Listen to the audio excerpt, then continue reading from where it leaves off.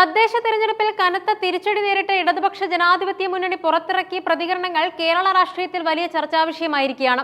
ഭരണവിരുദ്ധ വികാരമല്ല ഈ പരാജയത്തിന് കാരണമെന്ന LDFന്റെ പ്രസ്താവനയെ ശക്തമായി പരിഹസിച്ച് രംഗത്തെത്തിയിരിക്കുകയാണ് കോൺഗ്രസ് നേതാവും മുൻ പ്രതിപക്ഷ നേതാവുമായ രമേശ് ചെന്നിത്തല. കേരളത്തിലെ രാഷ്ട്രീയ സാഹചര്യങ്ങൾ, ജനങ്ങളുടെ വികാരം, ഭരണകൂടത്തിന്റെ വിലയിരുത്തൽ എന്നിവയെല്ലാം ഉൾക്കൊണ്ടുകൊണ്ടുള്ള ചെന്നിത്തലയുടെ പ്രതികരണങ്ങൾ ഈ തിരഞ്ഞെടുപ്പ് ഫലത്തിന്റെ വ്യാപ്തി വർദ്ധിപ്പിക്കുന്നുണ്ട്. തദ്ദേശ തെരഞ്ഞെടുപ്പ് ഫലം പുറത്തു വന്നതിന് പിന്നാലെ ഇടതുമുന്നണി കൈക്കൊണ്ട നിലപാടാണ് ചെന്നിത്തലയുടെ പ്രധാന വിമർശന വിഷയം. ഇത്രയും വലിയ തിരിച്ചടി നേരിട്ടിട്ടും തങ്ങൾക്ക് യാതൊരു തെറ്റും സംഭവിച്ചിട്ടില്ലെന്നും മറിച്ച് ജനങ്ങൾക്കാണ് തെറ്റ് പറ്റിയതെന്നുമുള്ള LDF നിലപാട് അഹങ്കാരവും യാഥാർത്ഥ്യ ബോധമില്ലായ്മയുമാണെന്ന് വെളിവാക്കുന്നത്. ഇത്രയും വലിയ തിരിച്ചടി കിട്ടിയിട്ടും തങ്ങൾക്ക് തെറ്റ് പറ്റിയില്ല, ജനങ്ങൾക്കാണ് തെറ്റ് പറ്റിയതെന്ന് ഇടതുമുന്നണി പറയുന്നത് നല്ലതാണ് എന്ന് ചെന്നിത്തല പരിഹാസത്തോടെ അഭിപ്രായപ്പെട്ടു.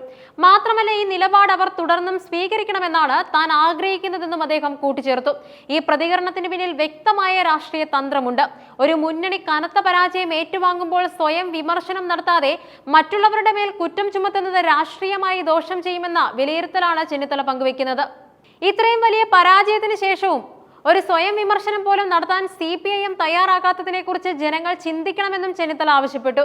ഒരു ജനാധിപത്യ പാർട്ടിയെ സംബന്ധിച്ചിടത്തോളം ജനവിധി അംഗീകരിക്കുക മാത്രമല്ല, അതിന്റെ കാരണങ്ങൾ കണ്ടെത്തി തിരുത്തലുകൾ വരുത്തുകയും വേണം. എന്നാൽ അത്തരമൊരു തിരുത്തൽ പ്രക്രിയയ്ക്ക് ഇടതുമുന്നണി തയ്യാറാകുന്നില്ലെന്ന് ചെന്നിത്തല വിമർശിക്കുന്നുണ്ട്.